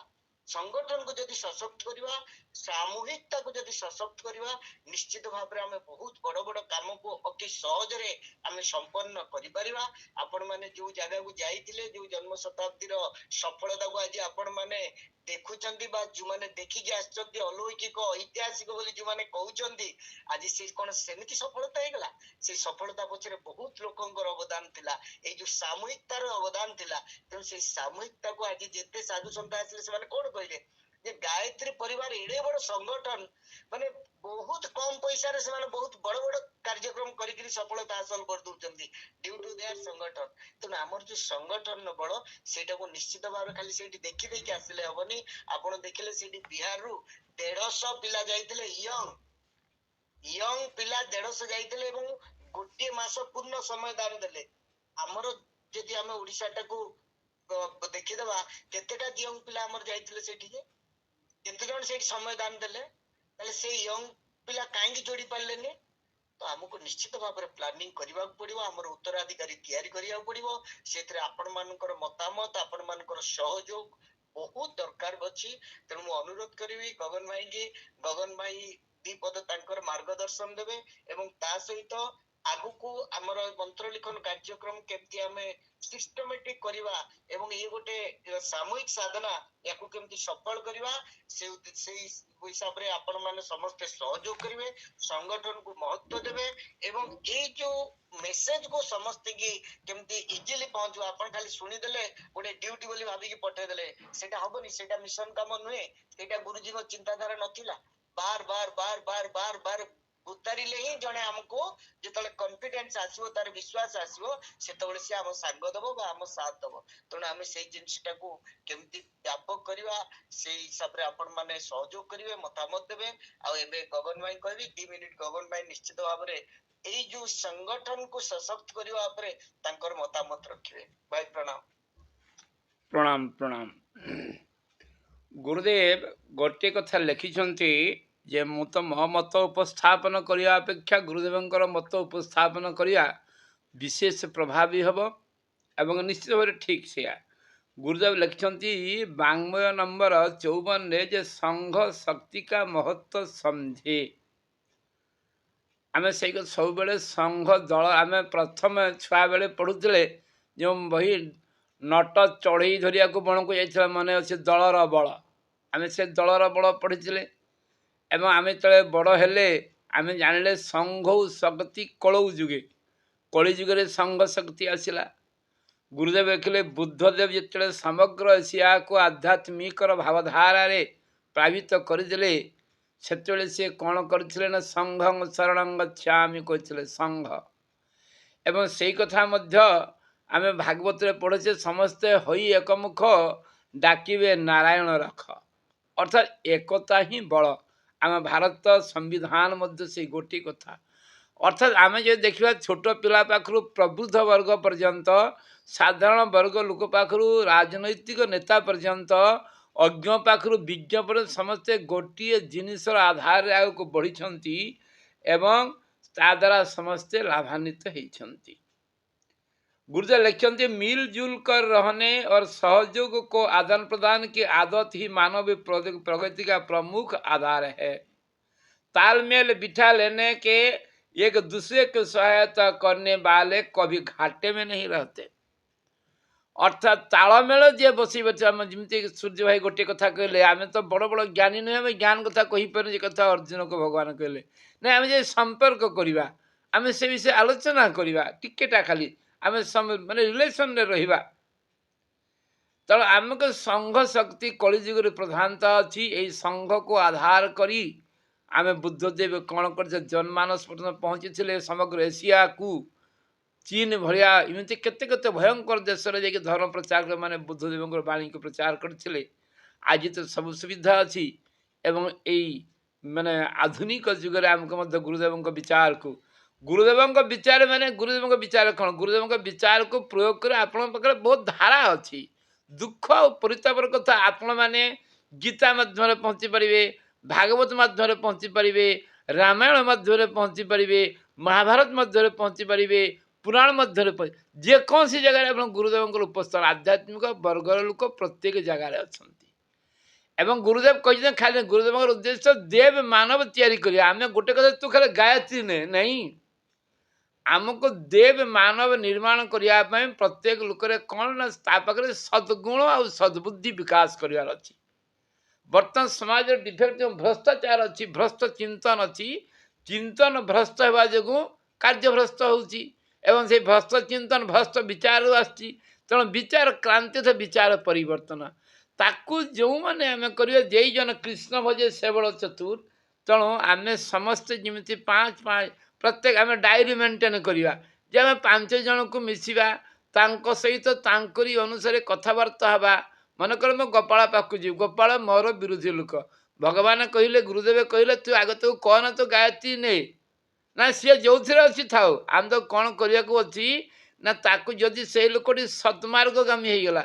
सद्गुणी विशिष्ट होगला सद्बुद्धि संपन्न होगला तो आम कम होगला से गेरुआ न पिंधि पारे तो आमको यही आधार रे प्रत्येक लोक पाखे समस्ते आपण मान आम गुरुदेवंकर जो सी देते समस्त एत गुड़े बांग्मय कौन लिखिं सी एत बही कौन लिखा अच्छी रामायण को सुंदर भाव में पाठ पाठ कर मन केमती लोक पाखे पहुँचवा गरीब लोक पाखे विद्वान पाखे धनी पाखे भागवत केमती भागवत गीतार आप 12टा बढ़िया सुंदर प्रवचन देते भागवत सत्यनारायण कथा देते आम से ज्ञान आम भारी जाऊे गोटे कथा आम पाखे ज्ञान अभाव हो तेणु ज्ञान अर्जन करवा लोक संपर्क बढ़ेवा एवं आम जो आम ग्रासरूट लेवल जावा आम निम्न वर्ग में तेणु आ बेसी कथा अन्य भाई मतमत देवे मैं गोटे कथा कहूँ आमको यही कम ज्ञान देवा खाली समय आ स्वास्थ्य है ना ज्ञान दरकार से अनुसार आम जो ज्ञान सब शुणुचे आलोचना करुचे जीवन में अनुपालन करवा एवं निज को आदर्श व्यक्तित्व करेंगे जहाँ आमको देखले गुरुदेव कहले तुम कथार आसबे कहीं ना आमर व्यक्तित्व सुधार व्यक्तित्व आमको देखले जमी व्यक्तित्व आकर्षण पैदा हो तेणु से अनुसार आमको संगठन शक्ति बढ़ेवा जन जन पाखे पहुँचवा आम जमी हम अलेख जगाएंगे घर घर जाएंगे नारा दौचे खाली से ही नारा दे भूली जाऊे नहीं आम अच्छी सब अध्ययन अभ्यास जहाँ पढ़ुचे कहूचे देखो अभ्यास को आनिबा विदाउट प्रैक्टिस किसी हो पारे तेणु समस्त अनुरोध आम गुरुदेवंकर ज्ञान को जो ज्ञान माध्यम आम अस्त्र को अस्त्र द्वारा कटा जाए तेणु पाखे जो लोक पाखे प्रत्येक लोक पाखे आजिकल से टीवी यूट्यूब ऑनलाइन बहुत जिनस देखी से बहुत ज्ञान रे ज्ञानी अच्छी किंतु एटा सत्य सब ज्ञान गायत्री ज्ञान तले अच्छी आम से ज्ञान नहीं पाखे प्रत्येक लोक तार कल्याण चाहे जदि आम तार कल्याण बढ़िया कथा आम कहीदे पार गायत्री द्वारा तार कल्याण हो पारे सी निश्चित आम पाक आसब आम पाक आसु न आसु से सत्मार्गगामी हम सत्मार्ग हल गोटे देवमानव तैयारी होगा तेणु समस्ते निजर ज्ञान प्रकोष्ठ को ज्ञान भंडार को वृद्धि करवा ଏବଂ ପୁଣ୍ୟ ଅର୍ଜନ କରିବା ପାଇଁ ସଂକଳ୍ପ ଡାଏରୀ ମେଣ୍ଟେନ୍ କରି ଏ ଯେଉଁ ଆମକୁ ଆଲୋଚନା କରାଗଲା ଇଏ ଆକାଶରେ ଉଡ଼ି ନ ଯାଉ এই ଆଲୋଚନାକୁ ରୂପରେଖ ଦେବା ପାଇଁ ଡାଏରୀ ମେଣ୍ଟେନ୍ କରି ଏ ମାସର କେତେ ହେଲା ଆମେ ଏଇ ଅନଲାଇନ୍ରେ ରିପୋର୍ଟ ଦେବା ଭାଇ ଏଇ ମାସରେ ମୁଁ 5 ଜଣ ପାଖରେ ମିଶିଛି କିଛି ନାହିଁ 5 ଜଣ ପାଖରେ ବସିକି ଯେଉଁ ଆଲୋଚନାଟା ଆମେ ଗୋଟେ ଶୁଣିପାରିବା ତାକୁ ଉପନିଷଦ ଜ୍ଞାନୀ ଅଛନ୍ତି ପୁରାଣ ଜ୍ଞାନୀ ଅଛନ୍ତି ଆମେ ତାଙ୍କ ପାଖରେ ପହଞ୍ଚି ପାରିବା ତେଣୁ ଆପଣମାନଙ୍କୁ ଅନୁରୋଧ ଏହି ଅନୁସାରେ ଆମେ କ'ଣ କରିବା ନା ଆମର ସଂଗଠନକୁ ବଢ଼େଇ ପାରିବା ଜ୍ଞାନ ସହଯୋଗ ଆଉ ଶ୍ରମ ଦେଇକି ଚେଷ୍ଟା କରିକି ଧନ୍ୟବାଦ ଭୁଲ ଥିବ କୋଉଠି ଆପଣ ନୂଆ ଜିନିଷ ଯୋଡ଼ିକି ଆଗେଇବେ ଧନ୍ୟବାଦ ଭାଇ ଆମେ ସମସ୍ତଙ୍କର ତ ମତାମତ ନେଇପାରିବାନି ସମୟର ପାବନ୍ଦି କି ଦେଖିକି ଆମେ ୟା ପରଠୁ ସଂଗଠନ ଉପରେ ବହୁତ ମହତ୍ଵ ଦେବା ଏବଂ ପ୍ରତ୍ୟେକ ଫ୍ରାଇଡେ ଆମେ ଯୋଉ ସତ୍ସଙ୍ଗରେ ବସୁଛନ୍ତି ଆମେ ନିଶ୍ଚିତ ଭାବରେ 2-4 ଜଣ 5 ଜଣ ଭାଇଙ୍କଠୁ ସଂଗଠନ ଉପରେ ମତାମତ ନେବା ଏବଂ ତାଙ୍କର ଗାଇଡଲାଇନ ମଧ୍ୟ ସେ ରଖିବେ ଆଜି ଯୋଉ ଭାଇ ଭଉଣୀ ମାନେ ତାଙ୍କର ମତାମତ ରଖିବା ପାଇଁ ଚାହୁଁଛନ୍ତି ଆପଣ ହ୍ୟାଣ୍ଡ ରେଜ୍ କରିପାରିବେ ଏବଂ ମୁଁ ମନ୍ମଥ ଭାଇ କହିବି ମନ୍ମଥ ଭାଇ ଅନମ୍ୟୁଟ କରନ୍ତୁ ମନ୍ମଥ ଭାଇ ବୋଧେ ଆଉଟ୍ ହେଇଗଲେଣି ନାରାୟଣ ପଣ୍ଡା ଭାଇ ଆପଣ ଅନମ୍ୟୁଟ କରନ୍ତୁ ଆଉ ଆପଣଙ୍କର ମତାମତ ରଖନ୍ତୁ 1 ମିନିଟରେ ଆମେ ସଂଗଠନକୁ କେମିତି ସଶକ୍ତ କରିପାରିବା